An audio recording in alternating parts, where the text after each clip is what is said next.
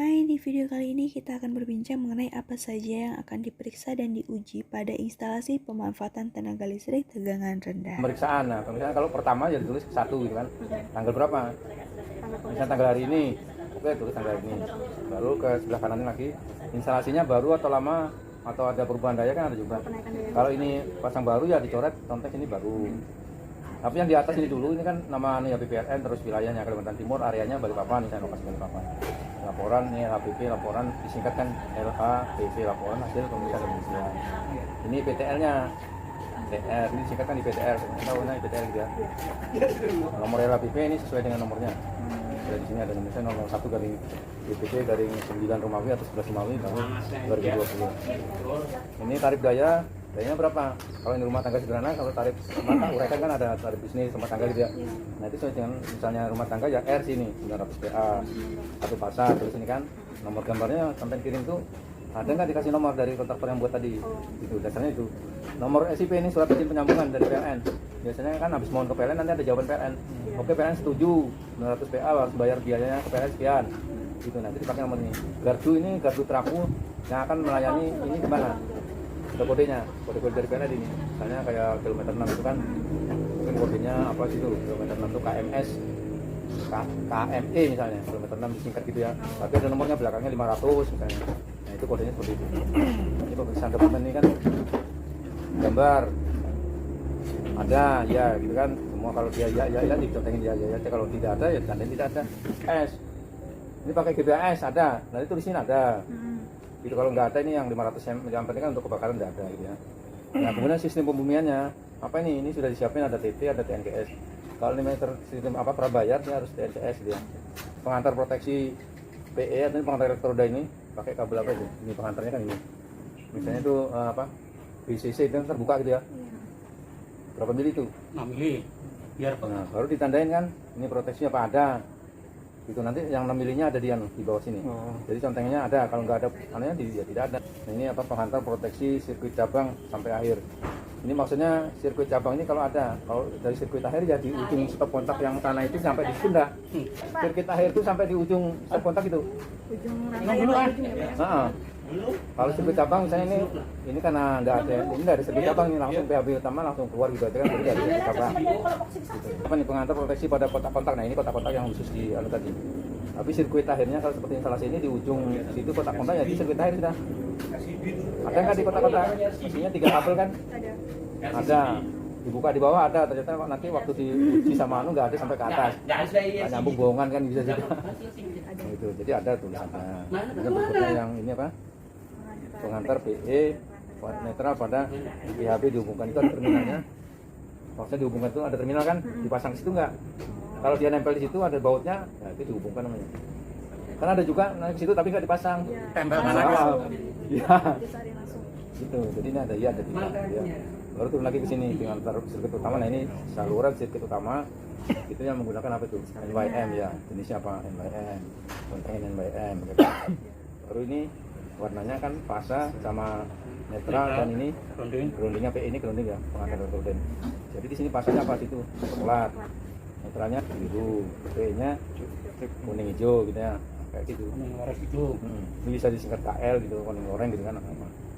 Kemudian ini sirkuit akhir. Nah sirkuit akhir ini yang tadi sampai stop kontrak itu menggunakan apa? NYM. Jadi conteng NYM juga. Gitu loh. Atau selain kalau di sini nggak ada, conteng lainnya tulis sini NYW misalnya, NYJ gitu ya. Nah ini baru warna isolasi kabel. Itu tadi di sirkuit utama ada coklat, biru sama kuning goreng. Sirkuit cabang kalau ada, kalau nggak ada yang sirkuit akhir itu isi sama, sirkuit akhir sama ya warnanya. Nah sama nggak apa-apa. Selanjutnya terlampir. Nah terlampir ini ya gambar tadi, gambar itu. Oh, denah. Ya. Baru lanjut ke nomor 4, pengantar pembumian. Pengantar pembumian ini ya ini. Yang tadi Nah, berapa mili? nah itu berapa mili? BCC 6 mili. 6 mili.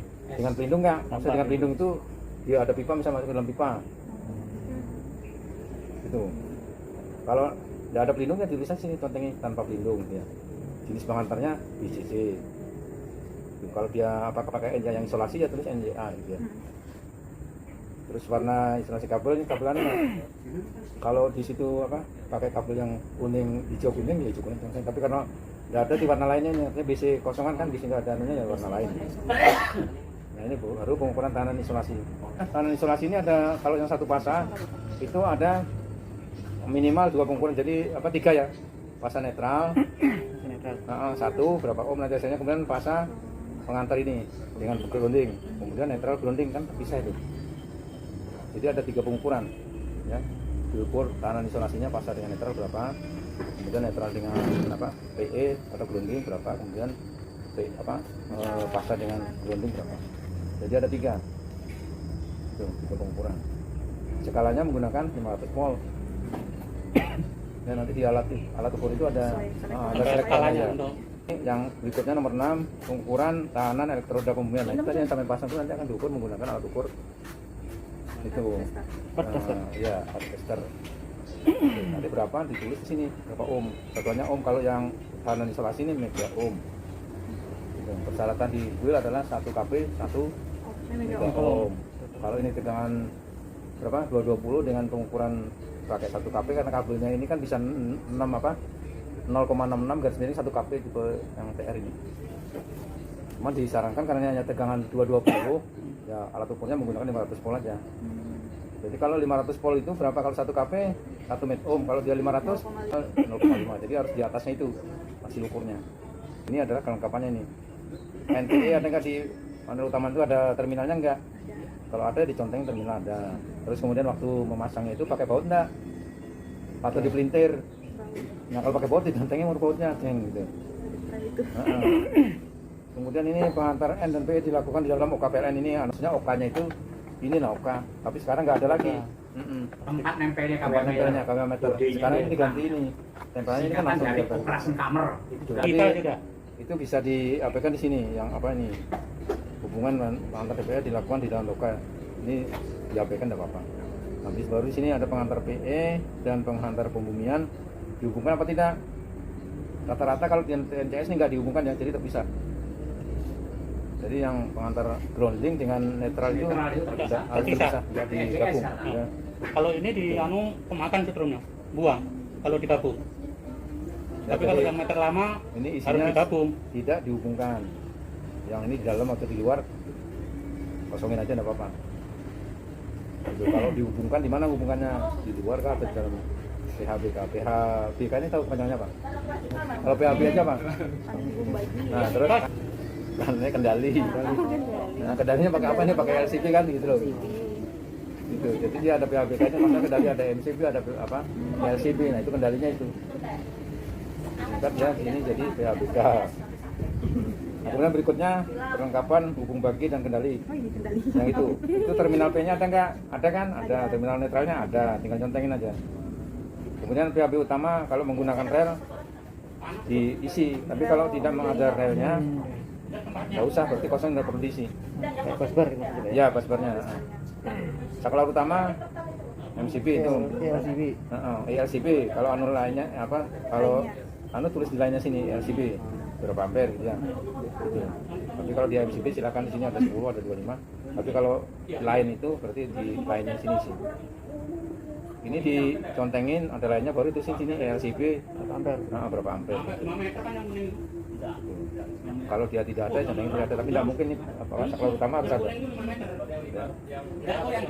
Saluran utama. Nah, saluran utama itu yang masuk itu dari meter masuk ke dalam itu. Oh, yang tadi 3 kali. 3 kali 4. Jadi isinya gitu 3 kali 4. Ini gitu ya. Sirkuit tahir jumlahnya berapa? Nanti lihat dari single line.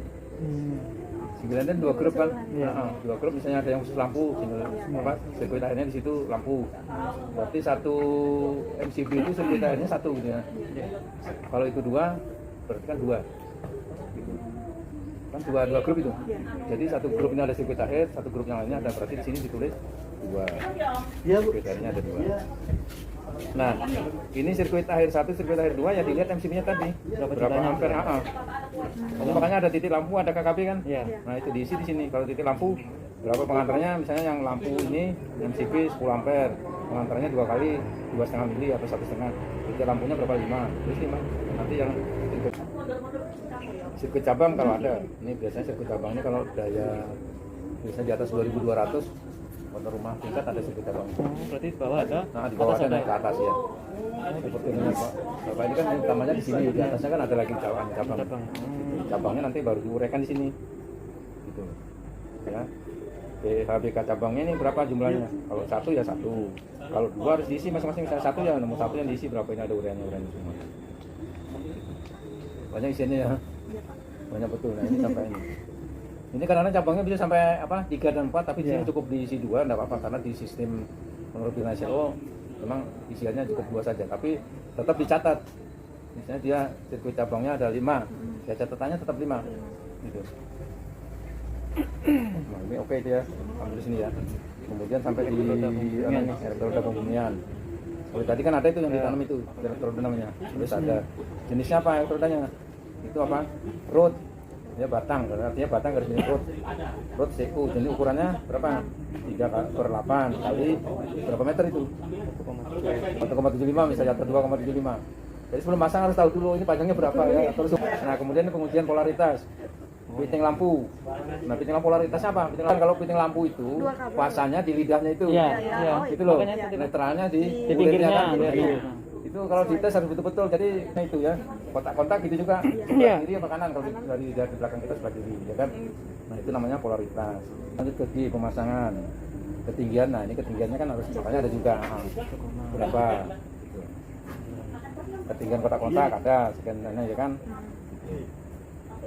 25 misalnya kita tulis dulu sentiannya 150 cm sesuai gitu ya. Kalau standarnya 150 cm artinya sesuai gitu pasang. Tapi kalau dia di sini pasang 175 padahal di karena 150 gitu ya. Bisa ditulis tidak sesuai, tidak gitu ya. Tapi ada pertimbangan juga, misalnya tinggi ternyata di situ daerahnya sering banjir gitu kan, bisa aja. Enggak masalah. Dengan catatan nantinya. Mungkin di situ banjirnya sampai 1,5 meter misalnya nanti kan. Jadi dinaikkan. Ada daerah tertentu jenis kontak. Nah ini kalau yang itu biasa ada putar segala macam, ada tutup. Ini kalau yang tertentu nanti yang pasang 30 cm gitu ya. Nah itu maksudnya. Kalau itu berarti kotak-kotak khusus artinya kan pasang 30 cm di sini nggak bolong langsung gini. Harus ada pengamannya. Jadi kalau ada anak main mau tusuk ini nggak bisa. Gitu. Atau kalau nggak aman ya tutup ada tutup mereka ini. Tutup. Nanti tinggal pilihannya di situ. Karena sampai di jenis kotak-kotaknya. Baru pemasangan pengantar kabel. Seperti kalau yang itu tulisannya menempel di dinding gitu ya. Terus ini tertanam di dinding. Kalau tertanam ya tertanam contohnya. Jarak klemnya berapa? NYM dengan klem itu, maksudnya klem itu yang tadi. Ya. Ini kan berarti NYM dengan klem ya. Ya, 30 cm jaraknya diberikan 30 cm, kalau 20. Sesuai dengan ini. Tapi sesuai caranya. Contoh sebenarnya 30 cm antara klem dengan klem satunya itu ya 30 cm. Kalau 30% itu masih urusannya. Kemudian ini rapi apa enggak. Kemudian sambungan pengantarnya di dalam kotak sambung apa enggak. Tandain. Kalau tidak ya terus tidak. Bukan tedus maksudnya Pak. Kotak sambung itu tedus itu. Itu di atas. Terus sinambungan sirkuit. Nah, sinambungan ini polaritas itu. PH perlengkapan komponen bertanda SNI. Nah, ini diperhatikan SNI apa enggak. Mereknya Masco, tulis Masco, SNI. Saklar apa? Masco, SNI. Pengantarnya apa? Pengantarnya. Nah, ini pengujian pembebanan. Memang ada pembebanan ini sebenarnya ya. Kalau kita campur belum Pak? Campur belum? Apanya? Kadang ada Enggak, Masco kalau ada dia yang diambil salah satu. Lebih Di tulisan. Cuman nanti di dalam pemeriksaan dicatat juga. Jadi dalam situ misalnya MCB-nya ada 2 macam gitu. Sini boleh nulis satu tapi ada catatan tambahan untuk lampiran. Gitu. Karena yang masuk di sistem itu hanya satu merek gitu ya. Tapi di laporan pemeriksaan itu ada. Dan pada saat pemeriksaan kadang-kadang dari DJK itu kan ngecek nanti di lapangan itu ada catatannya. Kemudian yang tidak kalah pentingnya ini pengujian pembebanan ini bisa dilakukan kalau sudah ada masuk gitu ya. Tapi kalau enggak biasanya enggak juga. Tapi kalau di pelanggan TM mesti ada untuk tekanan tengah pengujian pembebanan. Jadi yang dianukan itu hanya tegangan, kemudian pembawaan awal berapa itu saja, tidak ini sama putaran pasanya benar tidak? Ya, proses sequen ya. Nah baru titik koordinat ini harus pakai sistem di HP kan ada GPS. GPS-nya pakai yang ini longitude ini dia kan ada harus muncul ini. Jadi nanti dari titik koordinat ini kalian bisa tahu juga posisi pelanggan itu dia buka di Google itu di peta, udah tahu posisinya itu di sini. karena dia pakai ini meter per bayar ini dipantau, makanya jadi pelanggan daerah itu dipantau, bisa dipandang, mau bom orang bisa. Nah ini biasanya instalasi khusus kamar mandi ini di hotel-hotel ya, kalau biasa enggak. Karena di kamar mandi itu harus khusus. Kenapa khusus kamar mandi itu kan ada orang mandi bahaya itu. Jadi instalasinya khusus, maksudnya nanti stop kontaknya harus tertutup, macam ya, nggak bisa ini atau mandi di situ kesetrum, gitu. Jadi makanya memang di persyaratan uji kompetensi ini ada khusus persyaratan untuk kamar-kamar khusus dan kamar mandi, kemudian ruang untuk ronsen segala macam itu masuk namanya ruang khusus. Jadi instalasinya ada persyaratannya tersendiri. Kalau rumah tangga sederhana ini kosongin aja enggak. Nah, yang berikutnya ini data yang diperiksa. DABK utama berdua. Satu kan cabang kalau nggak ada kosongin. Sirkuit akhir berapa? 2 ya kan? Berarti terambu berapa ini? Sepertinya 5. Kabelnya 1 ya, terus 1. Jumlah ini kok K3 kali ini kota-kota khusus. Misalnya di situ ada pasang untuk pompa air. Itu komentarnya dianggap sebagai pompa khusus, walaupun pompa airnya hanya cuma 1 kW gitu. Jadi dia keperluannya khusus. Jadi itu satu MCB sendiri untuk situ. Gitu, jadi situ sendiri ya. Jumlah saklar, nah itu berapa lampu tinggal tulis nih. Kalau misalnya seperti ini berapa itu? Gandanya 2, singlenya 1 misalnya. Nah itu seperti itu. Semua jadi tulis berapa? Ganda 2. Itu digabung jumlah saklar itu digabung semua. Jadi berapa? Berarti 4 ya kan? Nah kemudian tahanan isolasi tadi dari hasil sini ini kan ada 3 gitu ya. Di sini cuma ditulis 1, nanti dihitung rata-rata. Itu dibagi 3. Jadi ini dijumlahkan dibagi 3, di sini isinya gitu. Bagi rata-rata. Jadi yang masuk ke sistem SLO itu rata-rata. Bukan 3-3-nya dimasukkan. Jadi dari hasil pemeriksaan ini ditambahkan ini dibagi 3. Ketemu nanti rata-rata. Tekanan pemurnian pasti sama. Kalau di sini misalnya 2 ohm ya. Tekanan tangan pemeriksa 1, pemeriksa 2, biasanya pemeriksa kan berdua nih. Seperti ini contohnya si Adrian sama Mas Junedi. Nah kemudian di sini disaksikan oleh instalator dan penghuni. Kontraktornya siapa? Ya, kontraktornya Pak Nekar PT Semeragung. Dan ditulis ini PT Semeragung. Petugasnya siapa? Pak Cito misalnya, Pak Cito ya, Pak Cito. Ini baru penghuni menyaksikan kan? Nah, ini teman-teman. Oke. Verifikator nanti pada saat prosesan. Ini verifikator ini ditentukan kalau di BPRN itu namanya lumayan banyak ya apa aja yang harus kita periksa dan kita uji dalam menerbitkan suatu sertifikat layak operasi untuk instalasi pemanfaatan tenaga listrik tegangan sederhana yang telah dijelaskan oleh Bapak Burhan. Semoga bermanfaat.